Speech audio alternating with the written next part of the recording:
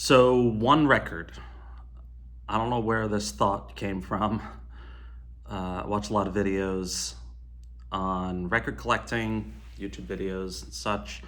And I just something like last night after work, I went for a walk and I was thinking, wouldn't it be cool to do a video just one record?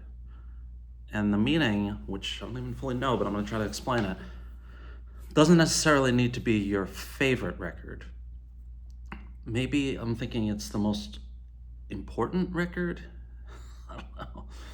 Um, but whatever the formula is, it was very easy. It was an easy decision for me, um, because this is a record I listened to last week for the first time in, I don't know, maybe 6 to 9 months. Um, and it's a record that hit me just when I needed it. I discovered it in 1994, and it was a time when I was sort of midway through college, and I was trying to figure out what to do with my life. I had no idea what I wanted to. Well, that's not true. I knew I either wanted to. I was. I studied sociology in college, and I either wanted to get a PhD um, in sociology, or I wanted to work in music, in the business side of music. I was thinking management at the time. Um, but I never applied to go to school to get a PhD because I was just worried about all the loans. And you get a PhD in sociology, and I remember you basically have one route, and that's teaching and research. Um, Teaching interested me a lot, but I was really worried about all the loan debt. So when I got out of college, I basically said I want to work in music. And we're coming up on 30 years ago, but my entire career I have worked in music. I worked in music publishing and licensing, which I was not very fond of. Um, and I was always, at the time, I was trying to break out and get into business development, and I did that, which took me out here to the Bay Area. And now I do user experience, which I absolutely love. But I don't know why I just gave you a career breakdown for me. But um, this record, it just feels like it was the most pivotal record in my life. When I heard it in '94, my music became more than just music. It was already trending in that way for me, but this record, it felt like where I was in life, like trying to um, find my own path, and being raised. I was raised in a suburban town in New Jersey. It's sort of middle upper class, but we were definitely on the lower end. My stepfather raised us. He was a police officer. Um, my father he lived in different parts of the country doing. he was he was a bigwig business guy, CEO. But I was essentially raised by my mother and my stepfather for the most part. So that was sort of the financial world that I lived in, which was, I remember used to ask for like Sports Illustrated for Christmas, and I never got it because we just couldn't afford it. We weren't poor, but my stepfather was just very, very careful with every single dollar that came in and out, and it taught me a lot. And the majority of the people that I grew up with, high school and prior to high school, were in a higher sort of economic uh, class group. I don't know than I was, and again, far from. Well, there's some struggle. I mean, I can remember like things that my mom bought me. I remember she bought me saved up to buy me a North Face jacket because I wanted a North Face jacket. They were like cool in the night. Not as North Face is still around, but I remember like it was the big deal. It was like this green and black jacket that I loved. Uh, and I was just really halfway through college, really as I said, I was a sociology major, so there was a class I took called Inequality in America. Um, there was a civil rights class that I took called Eyes on the Prize, which is after the documentary on the civil rights movement. Um, and I was just, I don't know, the whole world was opening up to me. And when I heard this record, it's 5.5 minutes in, I haven't gotten to it yet. It just met the moment, and it solidified my thinking that I wanted to work in music. Music became my life. I'm in a different room. You probably noticed. I'm in my living room. A couple things. That's a Steve Keen, Big Star painting. That's Coachella from when I went in 2009. Incredible lineup. It's a Neil Young photo up there. Tim Easton, the singer-songwriter, painted that. This is a drawing of a library in Big Sur. It's like it was painted. It was drawn in like 1955 or something. I found it on eBay a long time ago and bought it, and I treasure it. This was Lane's, another Steve Keen, Townes Van Zandt.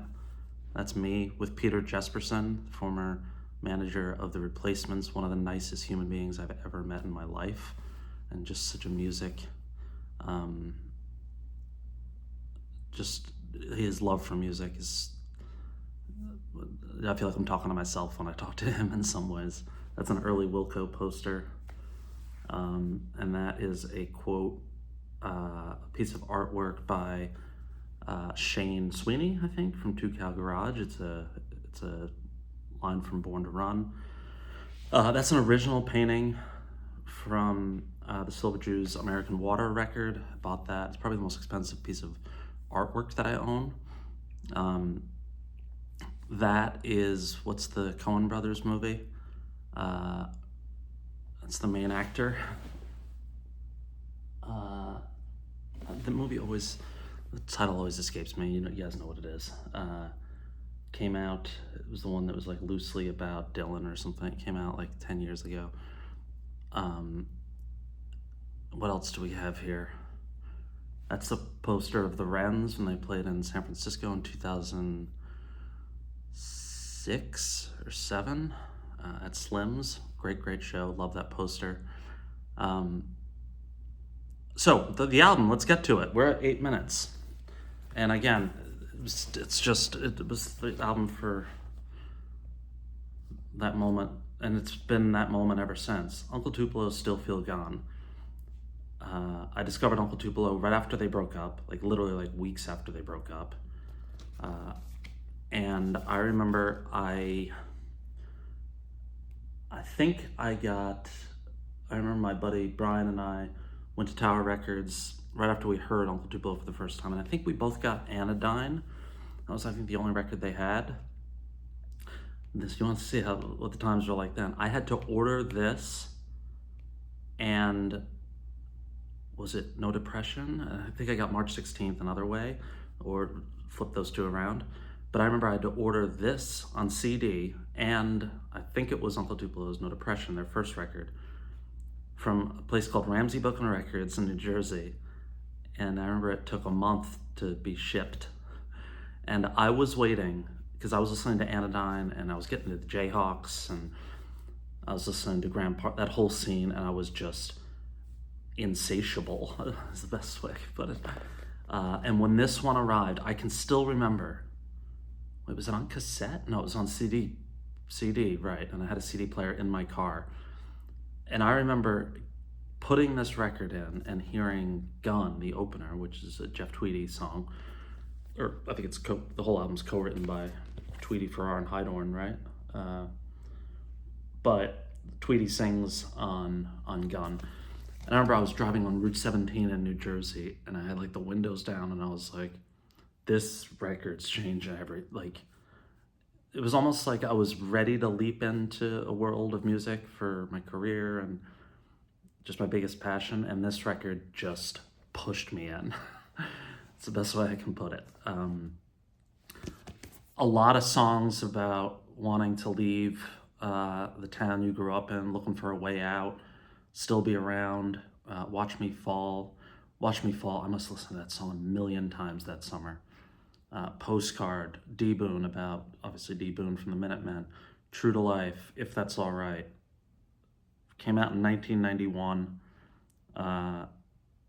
Just, I used to always say that this is my favorite record of all time, and it could be on any given day, but I thought about Darkness on the Edge of Town as a possibility here. Darkness on the Edge of Town has really helped me understand my stepfather and sort of some of the stories sort of some of the sort of who he was. Darkness really, as did Nebraska. But this is the record. I was 20 years old, and it basically set up the rest of my life. I must have seen Wilco and Sunvolt in this. Wilco and Sunvolt is obviously who came out of Uncle Tupelo. I don't know why I just did that. I must have seen them 30 times each in the 90s, all over the place. Connecticut, New York, Cincinnati. And then I've seen them tons of times out here in California since I've lived out here. But Uncle Tupelo's Still Feel Gone, the most important record in my life. Public Enemy, It Takes a Nation of Millions is one that I considered as well. No, not a Dylan record. Not in whatever the definition of what I'm trying to explain here is. But maybe we get a thread going. Just one album or just one record. For me, this is it. And I'm going to put it on tonight after the Yankee game, and I'm going to remember how important this record has been in my life. Brought me closer to my brothers. It brought me closer to the things that matter to me. I think like character building, it did a ton on that front. Like socioeconomic, it was, listen to this record. And it blended rock and roll and country like I'd never heard before, and folk music and punk, a lot of syncopation, is that what I call it? Is that the right word? Uncle Tupelo, Still Feel Gone, came out in 1991. Jeff Tweedy, now of Wilco, Jay Farrar, now of Sunvolt, and Mike Hydorn, who I believe writes for his hometown paper, which I believe is in Belleville, Illinois. I don't know if he still does. He was in Sunvolt for a while, but Hydorn played drums on this. Second record, this was it. This is my one record. That's it. Thanks for stopping by. And I will talk to you soon.